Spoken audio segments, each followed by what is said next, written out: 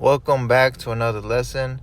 In this video, we'll be doing a taper with the wavelength on the top, and we will be keeping the sideburns, shaving off the beard. I'm also going to show you guys how it is that I lay down hair with the do-rag on. But first things first, I'm going to pick out his hair all the way around, and I just want to do this as much as I can until I see that all of that hair has been lifted. Because it's been a while since his last haircut, we want to make sure that it's not tangled up. This is also going to help reveal the true length of his hair. If it was a different situation and he had his waves in, we would just comb him down in the direction that his waves are growing. But since he doesn't really have any waves yet, I will just be picking this out, but I'm still going in the direction of his hair pattern. So I'm not really doing this at random. And once I pick out his hair, I'm going to use a stiff bristle brush and just try to brush everything in the direction that it grows. This is going to help some of that hair lay down and make it easier for us when we start trimming it down in length. So right now I'm using a stiff bristle brush. Later on, once I put some product in, I will be using a soft bristle brush. So the texture of the bristles make a difference, and depending how long the hair is or how thick it is how we'll decide which brush to use. During this process, I'm making sure that I'm brushing it in the direction his cowlick is going at the top of his crown.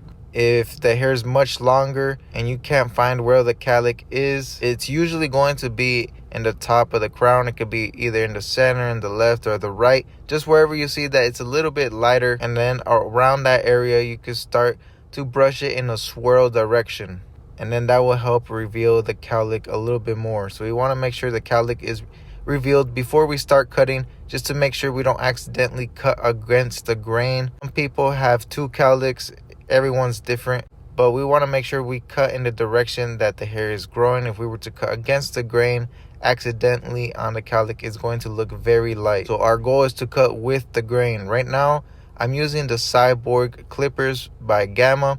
I really like how they cut bulk off the top, but you don't have to use these clippers. You can use any clipper. These are just the clippers of my choice, and I'm doing this with the 1.5 guard by Wall with the lever completely open, and I'm just going with the grain, starting from the cowlick and working my way down. And once I start cutting, I'm going to make sure I go all the way through before I lift that clipper again. This is going to ensure that we get an even and consistent cut.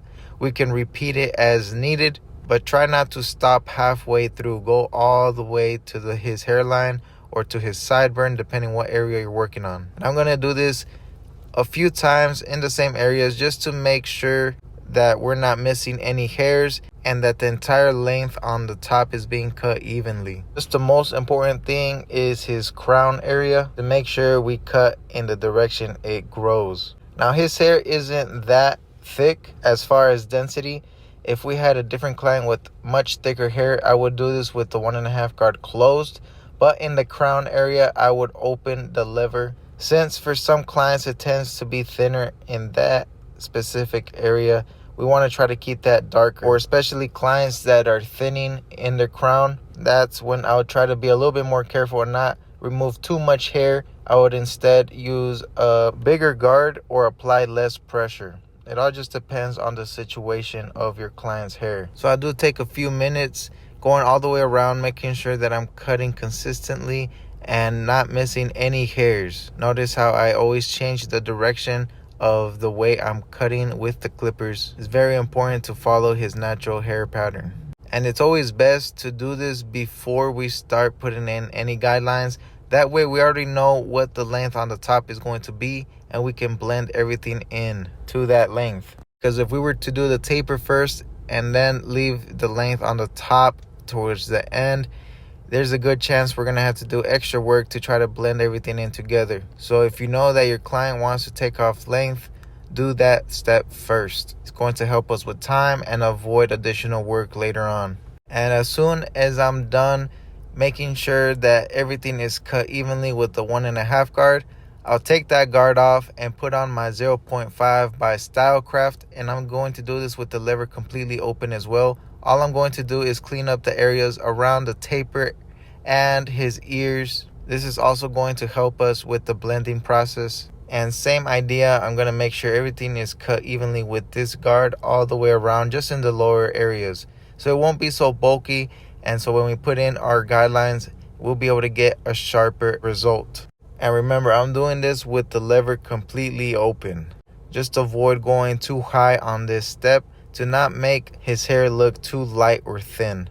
And then right above that area, I'm going to close the lever and just go in with the 1.5 guard again, but this time with the lever completely closed, just to help soften up any of the darker areas that we might have left by using the 0.5 guard. And it's also going to help blend in with the top length. So essentially here what we were doing is taking off bulk but still trying to blend it into the top length. And then very lightly against the grain with the lever all the way open, I'm just going to go around the ears and his sideburn areas to get those stubborn hairs that were sticking out, and also so we could get a sharper result once it comes to lining these hairs up. So we're basically just preparing our canvas so everything could be a lot easier once we get to those steps. Now I want to make sure to cut those sideburns real low as well, so we could get a sharper result when we line them up. And just depending on the thickness of his hair, you can either do this with the 1.5 guard or the 0.5 guard. You can start with the 1.5, and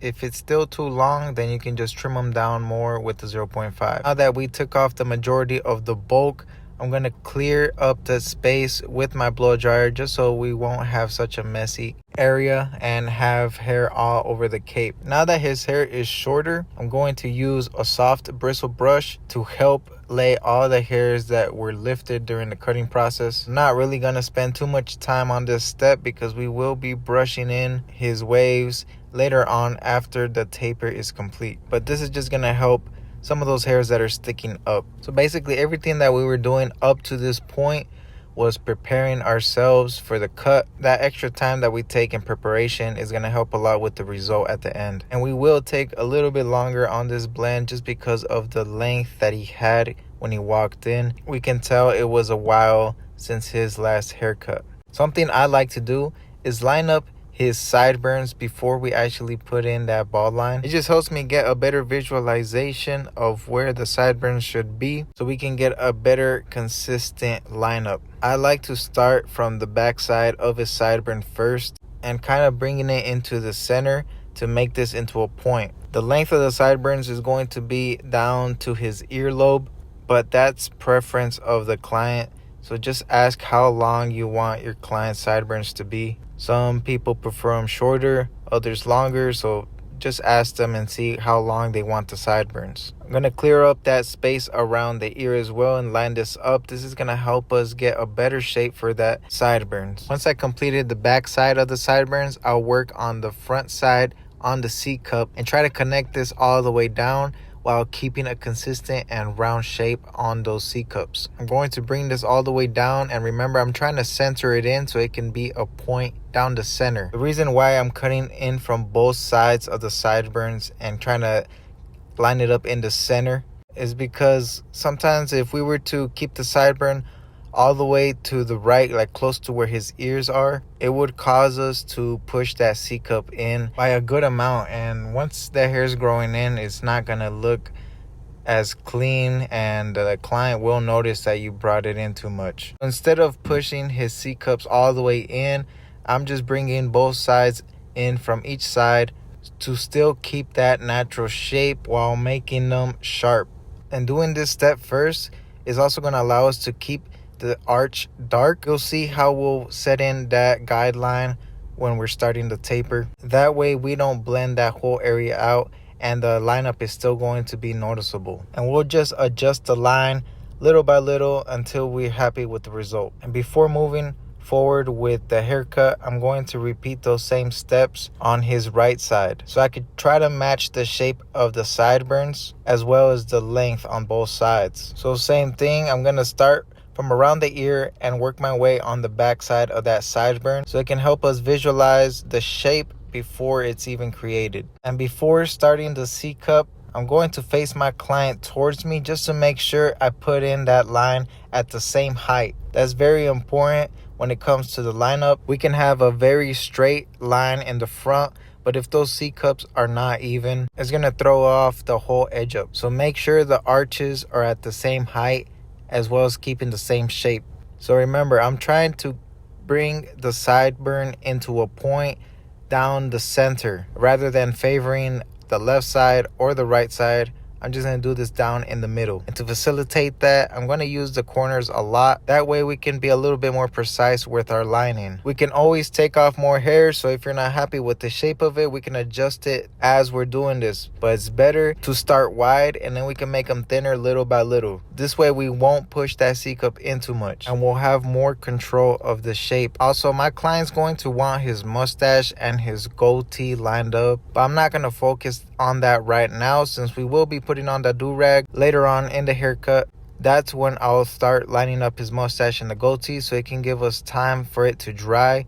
But meanwhile, I am going to bring this down to the skin with my Uno foil shaver. I really like to use that small shaver to get in the tighter areas where our regular foil shaver might be too bulky for that. And also, since I'm going to run the razor right after this step, it's going to make it easier for us because this is going to bring the hair down closer to the skin. It will require less work on the blade. And I'm going to do this on both sides. Remember, I like to replicate the steps that I'm doing on each side. This way we don't gotta go back and do those same steps later on in the haircut. Now that we're here, might as well just get it over with all the way around. I did think his sideburns were a little bit too long still, so I trimmed them down in length with the 1.5 guard all the way closed, and I slowly opened it as I got higher into the cut. After I'm happy with the shape of the sideburns, we are going to use the razor. This is for the same reason that I stated before, so that once we put that taper in, that sideburn is still going to be visible, and we're going to try to keep it still dark and noticeable. But that's just what I prefer to do. You guys can do it at the end, whatever's more comfortable for you. But as always, remember to replace that blade as soon as you start working on a new client. Never use an old blade. Even if you can't remember if you changed it or not, always change it. You don't want to risk anything. So I don't like to use any shaving gel when it comes to lining up the hairline or the sideburns. I strongly believe that we get better results when we do it dry. However, you do got to keep in mind the pressure that you're applying. You don't want to be too heavy-handed, and it's very important to have a tight grip on the skin. So that's what we're going to do. Pull the skin and it's going to tighten it. This way our blade can cut smoother and we won't accidentally dig into his skin with that blade. Now that this is all said and done, we can start the blending process with the taper. I just want you guys to really pay attention on how I'm going to set that bald line in. I'm not going to cut into the area of those sideburns because we want to keep them as noticeable as possible. So the shape that we're going for is like an upside down triangle. Since it is a tighter and smaller area to work with, that's why I'm adjusting my trimmer. And the top part of this guideline is going to be pretty much the height of the top of his ear, and I'm going to keep that in mind for the other side. We're going to use his ear as a reference. That way the tapers will be at the same height. And don't worry, we're not going to keep that arch so dark. We are going to blend it out, but this way we don't cut it with the trimmer and make it too light to the point where you can't really see it. I still want it to seem connected all the way through. So I'm just going to try to replicate this shape that we did on his left side to the right side. Once that is set and done, the first guard we'll be using is the 1.5 guard by Wall, and the clippers we'll use for the blend are the Stylecraft Instincts. I really like those clippers when it comes to coarse hair like his. We only used the cyborgs to trim the top of his length, so we won't be needing those anymore for this haircut. I'm going to start with the lever completely closed and go up about 2 inches high. Since we already trimmed this down with the 0.5 guard with the grain earlier, we won't see a significant difference, but I promise you we're still cutting hair. As long as you hear that clipper cut, then you know hair is coming off. After completing all 3 lever positions, we're going to take that guard off and go with the lever all the way open, and I'm still going to follow that same shape we created. However, I'm going all the way around. I'm going to cut into that arch just a little bit, and then I'll put the 0.5 guard by Stylecraft. Start with the lever completely closed, flicking out about a 1/4 inch. I'm gonna open that lever halfway, flick out another 1/4 inch, and all we'll have to do is detail with the lever completely open. Once I complete all 3 lever positions, I'm going to flip that clipper around and cut with the grain. This is going to help soften up that area and cut all the hairs that were lifted during this process. We'll also take that guard off once all 3 lever positions are complete and just soften up the area that we cut with the 0.5. I'm just using the corners to detail. And as I'm doing this, I'm also blending the sideburns in. We can already see that that arch lightened up a lot. It's not as dark as you thought it was going to be, but that way we don't accidentally make it too light. That's why I prefer to line them up first. And to blend out that last line, we're going to start with the lever completely closed. And right here, I'm using the Stylecraft Prodigy. This has a fade blade, so it's going to allow us to get closer to the skin. And I'm just carefully flicking out. I'll open that lever halfway and just go a little bit higher, about a 1/4 inch. But during this whole process, I am flicking out and just using the corners. And that line is already going to soften up and blend in. We'll then open that lever all the way and just touch up the area right above that using the corners of the blade. Once you complete all 3 lever positions, we can start again from our starting point and repeat the same 3 lever positions. Or you can just play with the lever until we get a consistent blend going. So don't forget, as I'm doing this, I'm blending the lines from our taper and I'm also blending downwards into the sideburns. So I'm taking care of both sides at the same time. And in my opposite hand, I have a soft brush. Every few strokes that we do with the clipper, I'm going to brush his hair down, because with this textured hair, the blades tend to move the hair around. We got to make sure to continuously brush the hair in the direction it needs to lay. That way we know what has been cut, what hasn't, so it can give us a cleaner result. So always comb or brush the hair as we're blending.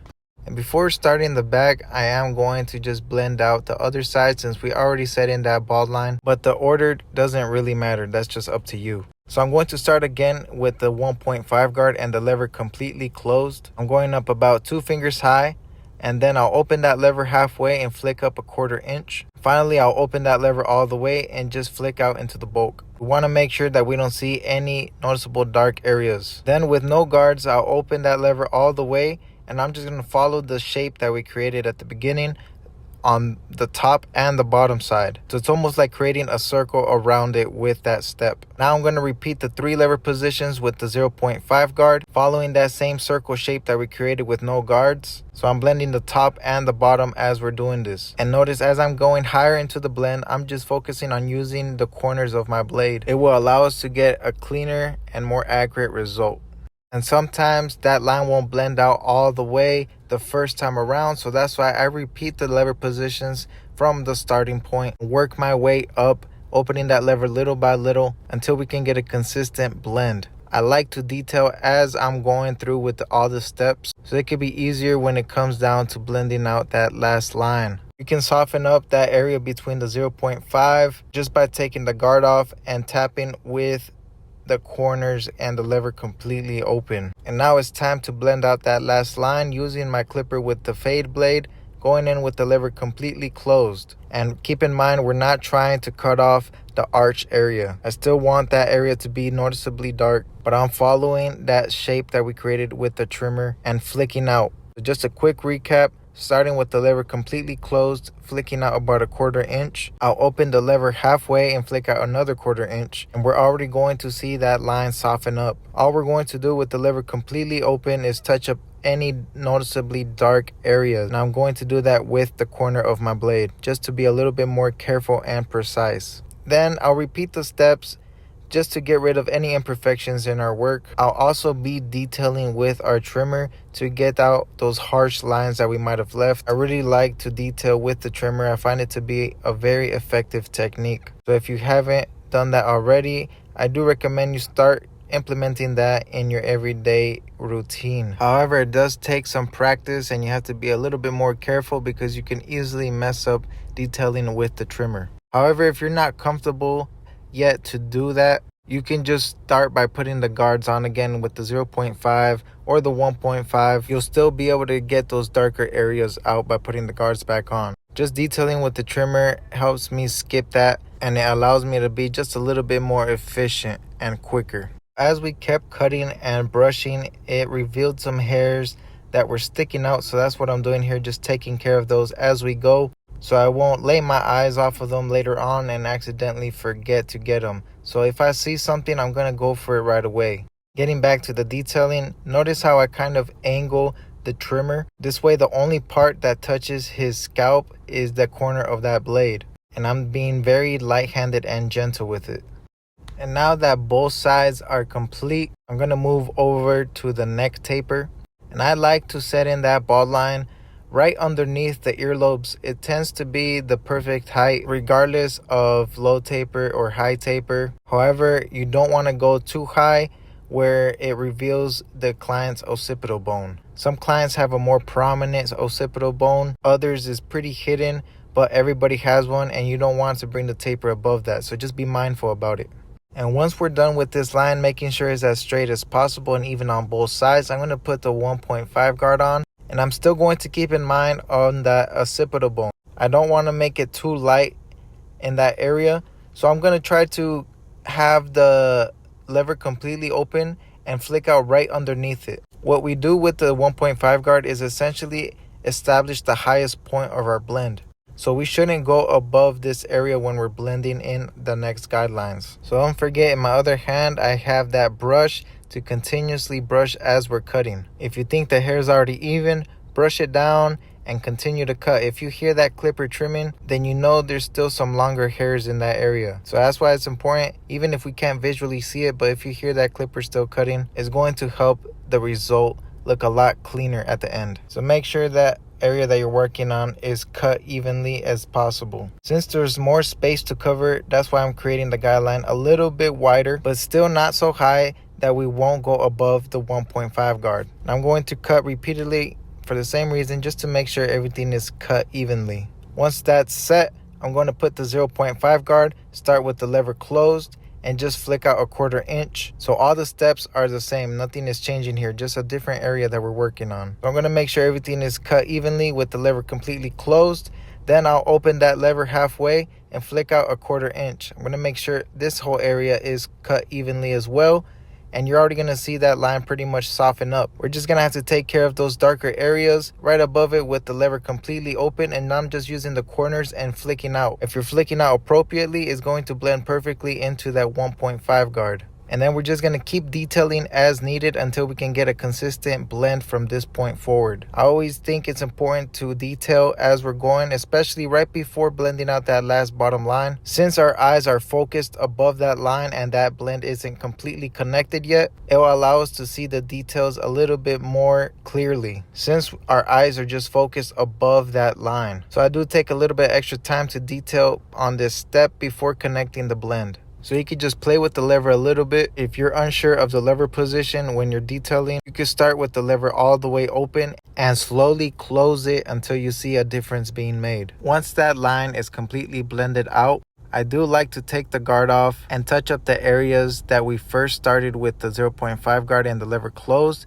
I'm going to go right above that area with the lever completely open using no guards. This is going to double check our work. In case the 0.5 guard wasn't able to take out that line completely, we'll be able to soften it up using this method right here. So remember, avoid going too high. Doing this little additional quick step is also going to allow us to blend in that last line a lot quicker and easier, because there will be less additional work to do. I always prefer to take out that last line with a different clipper, preferably one that has a fade blade and a slower motor. It will help us be a little bit more precise while getting closer to the skin. I'm going to start with the lever completely closed and flick out a 1/4 inch. Remember, we're doing this in a scoop out motion. So as we get higher, I'm scooping out more. Once we cut left to right with the lever completely closed, I'm opening it halfway and go from left to right again and scoop out another 1/4 inch. And pretty much 80% of that line is gone. All we're going to do is touch up with the lever completely open right above that. And then we'll have a connected blend from the skin into the top length. And just repeat these steps as needed until we can get a consistent blend. Even if you can't get the line out completely, but if you can break it up enough, it's going to look blended. But right now, if you're still struggling to take out dark areas and get a perfect blend, don't worry about that right now. As long as you're getting out the noticeable lines, that's what matters. As long as we're practicing and trying to be better every day, we'll know how to attack those darker areas the longer we're doing it. So just be patient. It's going to come to you. But so far we are 25 minutes into the haircut and all 3 sides are now blended. I'm just going to continue to take care of smaller details that I see. Whenever I'm working on an area and move over to a different one, I tend to notice some details that I missed. So like I stated before, I try to take care of those before I lay my eye off of it. As soon as I notice something, I'm going to try to take care of it to not leave all the detailing to the end. It's going to help a lot with time. So I still have to line up the neckline. I did already line up around his ear when we were doing the sideburns. So I'm just going to keep that shape going and just connect the line all the way straight down. To make it easier for us, if you're moving from left to right, I like to use the left corner of my trimmer and vice versa. If we're moving from right to left, then I'll use the right side of my trimmer. And remember here, we're not trying to bring that line all the way in. We want to keep this as wide as possible, but still sharp and noticeable. The trimmers that I'm using here are the Stylecraft Flex. These got to be my go-to trimmers for sure. They are definitely some hitters regardless of the hair texture or type. If you guys don't have a pair, I would definitely recommend that you get one. If you order directly from the Stylecraft website, you'll be able to get a discount if you use the code chooch. And I'm just going to repeat this on his other side. Remember, we're trying to keep that neckline wide. So avoid bringing it in too much. It's not going to look good once the hair starts growing back in.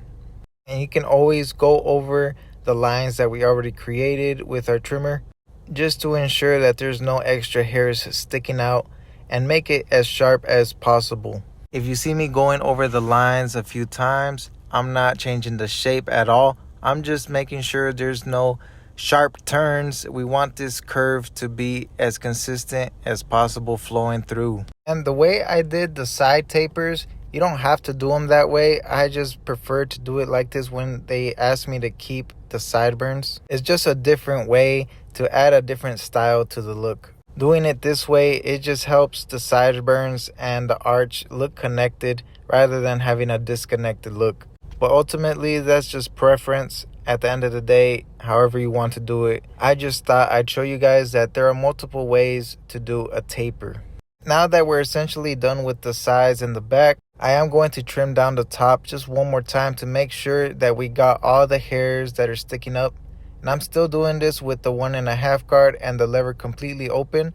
And I'm also running it a few times on the hairline because we will be laying down his hair. And I just want to make sure that this is as even as it could be. So remember, if we can't visually see it, but if we run the clipper and we hear it cutting, that means it's still uneven. But I'm still following his natural wave pattern while cutting with the grain. As we get into the lower areas closer to the taper, I'm going to close that lever a little bit to get a smoother transition into the shorter areas. But this is just going to be a quick touch up. I'm not really trying to take too much time on this step, but it is important to make sure that the hair is cut evenly. What I'm going to use in his hair to lay it down is some foam mousse. I'll leave the link to the product in the description of this lesson. You guys could go ahead and grab some. Depending on the hair density, I also like to use buttercream. The brand is As I Am. And I would essentially do the same technique that I'm going to use right here. But I prefer the mousse. I believe it does get a stronger hold and it dries a lot quicker than the cream.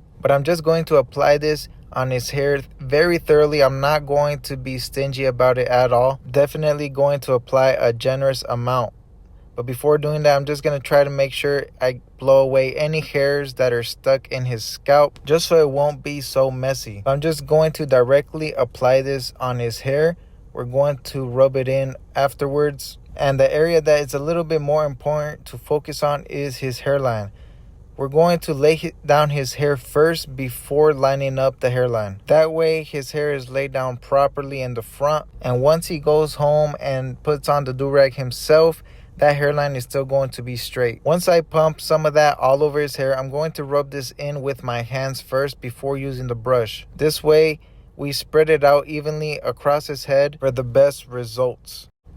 And you can easily see that I am using a good amount. This way it'll be effective. If you don't use enough, it's not really going to do its job. And remember, keep in mind his cowlick area, you want to make sure that it's covered completely in the mousse, but also following that same direction of his wave pattern. I did apply a good amount, but I still felt like there wasn't enough in the lower areas, so I am going to apply a little bit more because I do want every inch of his head covered with this. Also, if we were to apply very little, you can already see that some of this mousse is dissolving. So if you were to apply a little amount, it would probably already be dry by the time you were to brush it in. And this is something that I do with every single one of my wave clients. Most barbers don't do this additional step, and that's what's going to separate you from the rest. Not only are you going to get a cleaner and better result, but your client is going to appreciate it. Once I'm done spreading that in evenly all across his head, I'm going to use a soft bristle brush and brush it in. You see, as we start brushing it, you can already see the mousse start to dissolve into his hair. Now I am going to take a few minutes to brush this into his hair. This is going to extend it and help it lay down. And once we brush this in, don't worry too much about the excess product that's on his forehead or on his neck. Afterwards, we could just wipe this down with a little piece of paper towel. As long as it's not dripping into his face and his eyes, you'll be all right.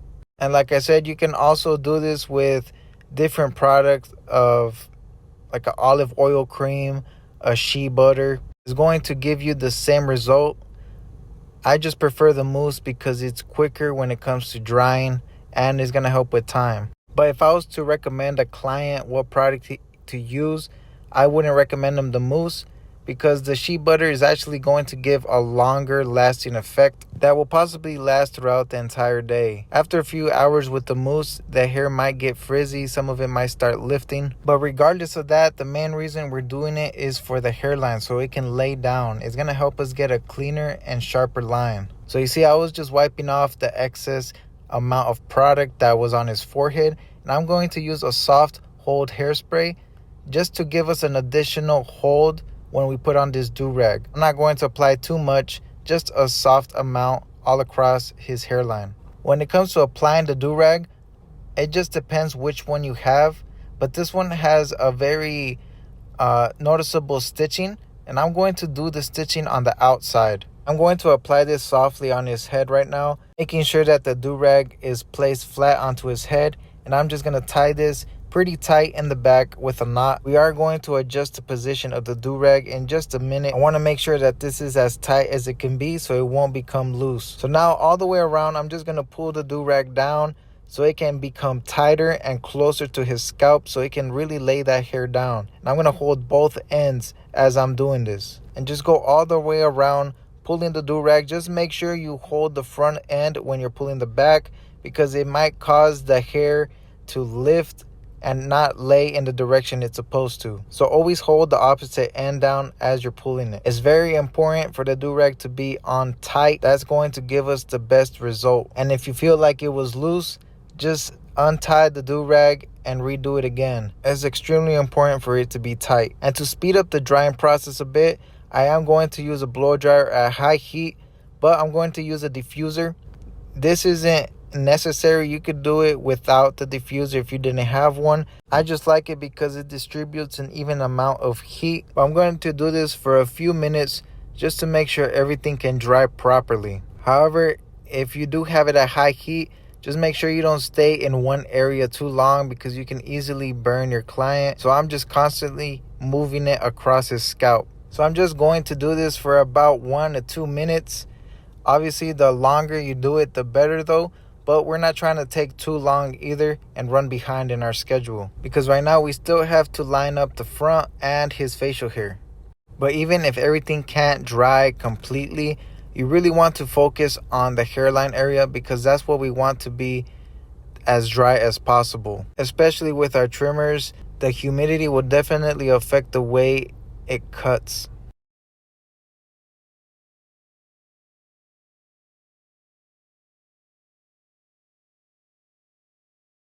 And once we're doing this for about 1 to 2 minutes, I will be taking that diffuser off and changing the temperature of my blow dryer to the coldest setting. This is going to lock that product in his hair, and here I am keeping it pretty close to his scalp. Since it is cold, this wouldn't affect your client at all. And that's just going to be a quick pass through. I'm not really going to take too much time with the cold setting. So right now it's not 100% dry yet, but I am going to line up his facial hair to allow it to air dry a little bit more.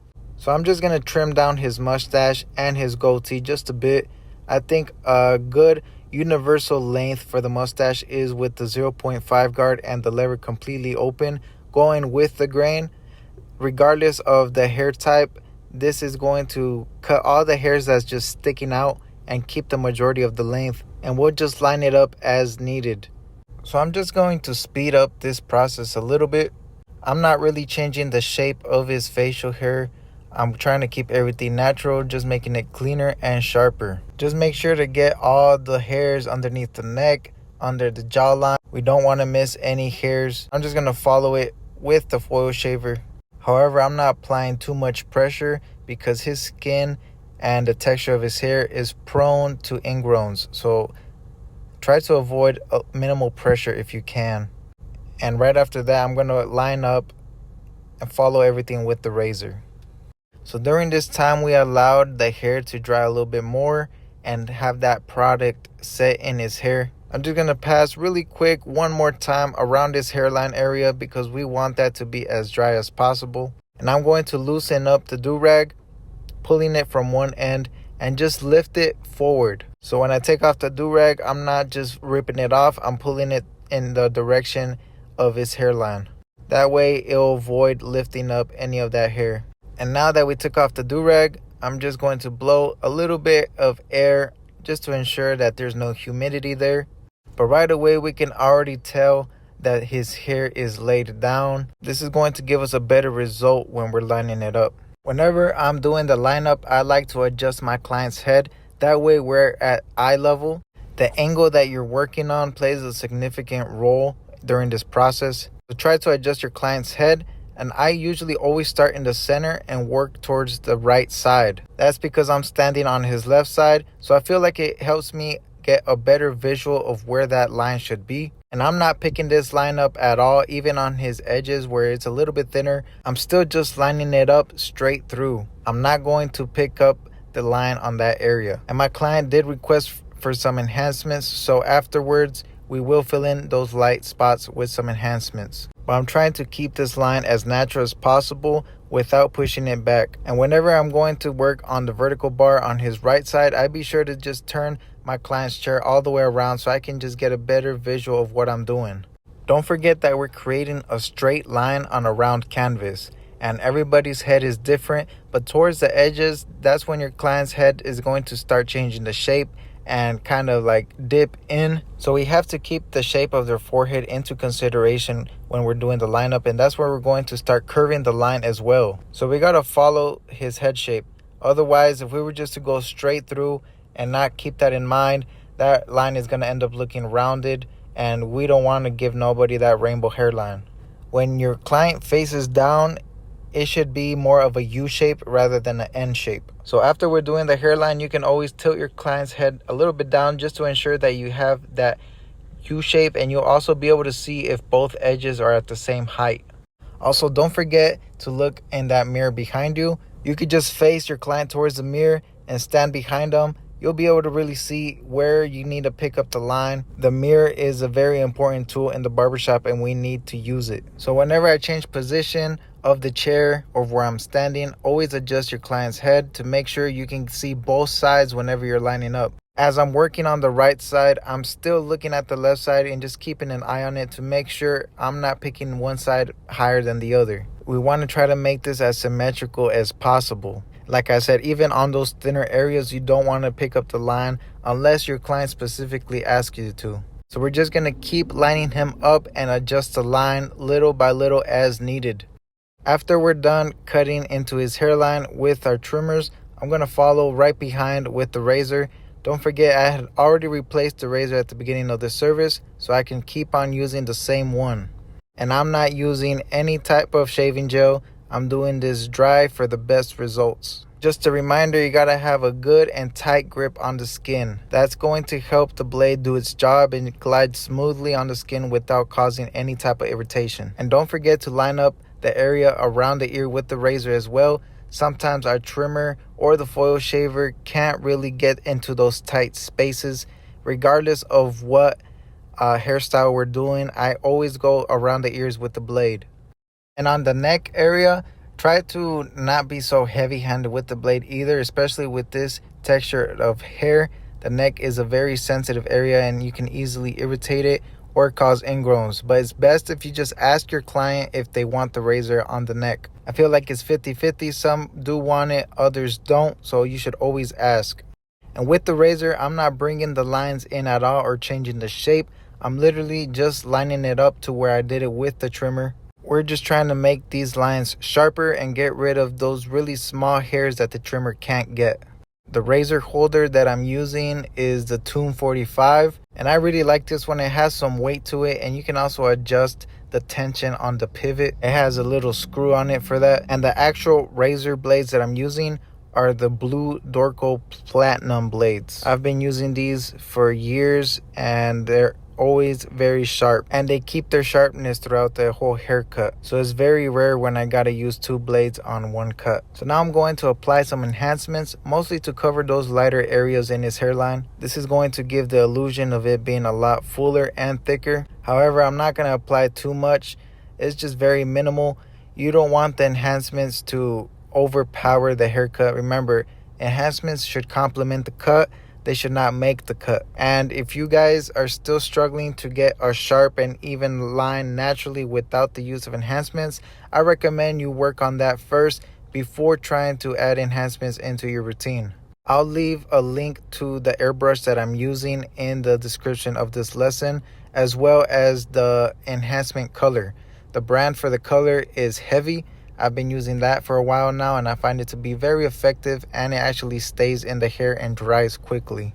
I don't use enhancements for all of my clients, mostly just the ones that have very thin areas in their hairline or when they specifically ask for it. But whenever I do, it's very minimal. But after I'm done applying some enhancement, before it dries, I'm going to run behind it with my trimmer just to make sure it's as straight as it can be as well. And lastly, I'm just going to keep detailing a little bit just to make sure everything is nice, sharp, and that blend is consistent. Any noticeable dark areas, we can try to take care of those using the corners of my blade. So with this haircut, I did take a little bit longer than what I usually take to finish a cut. That was because of the additional steps that we took to lay down his hair. But those steps are completely optional. You don't have to do them. But I thought it was important for you guys to see how to lay down hair in case a client asks for it, or if you got additional time in your day or in your schedule to be able to offer that service. But once we complete all the steps and we finish the hairline and detailed, I like to freehand the top of his head just a little bit to get any of those loose ends that are just sticking up. It's better to freehand rather than putting on the guard again, because freehanding without a guard and the lever completely closed is going to give you a cleaner result. Also, since we already laid down his hair, if we run the guard on top, that's going to lift the hair up a lot. So just try to be careful. If you're not comfortable doing this step yet, you could do it with the lever completely open. But for the better result, I recommend you do it with the lever completely closed. And I'm just going to do this all the way around and get any of those noticeably long hairs that are sticking up. So every part of the haircut, there is some detailing that we can do just to make it a little bit more perfect and precise. Your clients are going to appreciate your attention to detail, and that's what's going to separate you from the rest. You got to make sure your detail is unmatched compared to other barbers. But here is the final look. We took about 40 minutes to complete this service. I really hope you guys were able to learn something in this lesson. We can just see that blend nice and consistent all the way through, and his sideburns are still dark and still noticeable. It's just a different style of taper. But anyway, guys, thank you for watching. I hope you learned something, and let's get on with the next lesson.